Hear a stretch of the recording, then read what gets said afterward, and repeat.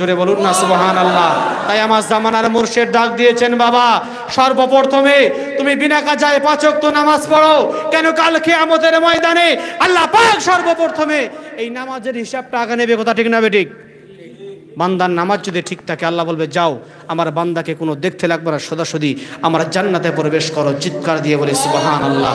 সকলকে হাতে না ধরে পায়ে ধরে বলে যাব, বিশেষ করে আমার জওয়ান ভাইদেরকে বলবো। অনেকে মুরব্বী মানুষ সাথে রাগ করছে, কথাটা শুনি আমার, যে জওয়ানদের এই কথা বলে গেল আর আমাদের কিছু বলে না।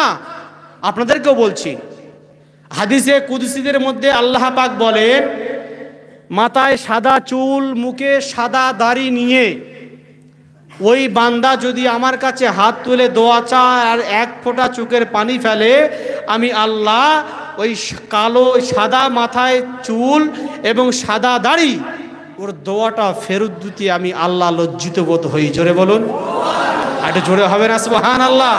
আল্লাহ সবাইকে ফ্যাসিলিটি দিয়েছে বাপ, কিন্তু আমরা কাজে লাগাতে পারছি না।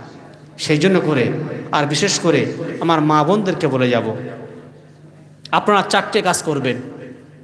5 ওয়াক্ত নামাজ পড়বেন, বছরে 1টা মাস রোজা রাখবেন, আপনার লজ্জাস্থানটাকে আপনি হেফাজত করবেন, আর স্বামীকে সম্মান করবেন। এটাই হলো সবথেকে ক্রিটিক্যাল ব্যাপার।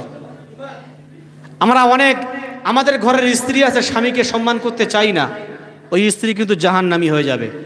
আমার আওয়াজটা যত মা বোনদের কানে যাচ্ছে তাদেরকে বলছি, স্বামীর সামনে যখন কথা বলবেন নম্রতার সাথে, ভদ্রতার সাথে, মাথা নিচু করে স্বামীর সম্মানকে বজায় রেখে স্বামীর সাথে কথা বলতে হবে। কথা ঠিক না বেঠিক? তাহলে মেয়েদের কাজ করার 4টে: 5 ওয়াক্ত নামাজ, বছরে 1টা মাস রোজা, লজ্জাস্থান হেফাজত, স্বামীকে সম্মান। এই 4টে কাজ যদি আমার মা বোনেরা করতে পারেন, আল্লাহ রসুল বলেছেন ওই নারীর জন্য আমার আল্লাহ পাক 8টা জান্নাতের দরজা খুলে দেবে। চিৎকার মেরে বলুন, একটু জোরে বলুন। জান্নাতে যাওয়ার জন্য কয়টা দরজার প্রয়োজন বাপ? 1টা, কিন্তু আল্লাহ 8টা দরজা খুলে দেবে। কেন? ওর সম্মানের জন্য। জোরে বলুন না সুবহানাল্লাহ। সর্বশেষ কথা, আমার মুর্শিদ যে কথাটা বলেছেন, বিনা কাজায় 5 ওয়াক্ত নামাজ, কোরআন তেলাওয়াত, হালাল রুজি, তাকওয়া, এই 4টে জিনিস যদি মেনটেন করে আমরা চলতে পারি, গোটা শরীয়ত ইনশাআল্লাহ এর মধ্যে চলে আসবে। আর মরণের পরে মরতে দেরি, আল্লাহ পাক আমাদের কবরটা জান্নাত বানাতে দেরি করবেন না। জোরে বলুন না সুবহানাল্লাহ। ভাই, বলার মধ্যে, ভাষার মধ্যে কেউ যদি সামান্য হলে কষ্ট পেয়ে থাকেন, খালিস আল্লাহর রাস্তে বন্ধু হিসাবে, সন্তান হিসাবে সকলে মাফ করে দেবেন তো ইনশাআল্লাহ। আল্লাহ পাক আমাদের সকলকে শোনার চাইতে বেশি বেশি করে আমল করার তৌফিক দান করেন। সকলে বলি আল্লাহুম্মা আমিন। ওয়া আখিরু দাওয়ানা আনিল হামদুলিল্লাহি রাব্বিল আলামিন। একদিন তোমারি নাম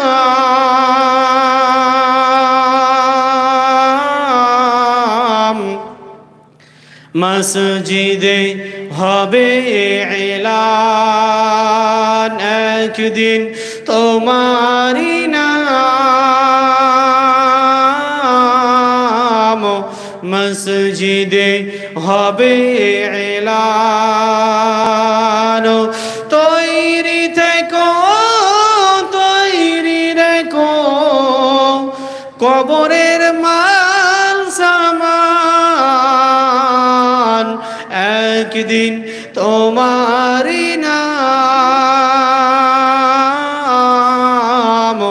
মসজিদে হবে এলান, একদিন তোমারি নাম মসজিদে হবে এলান। আত্মীয় স্বজন, মাতৃপ্রজন পরিয়ে তোমার আপন, একদিন তোমারি নাম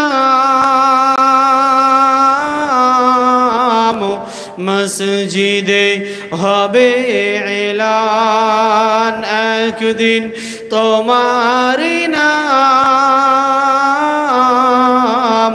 মসজিদে হবে এলান। দুরূদ শরীফ আল্লাহ।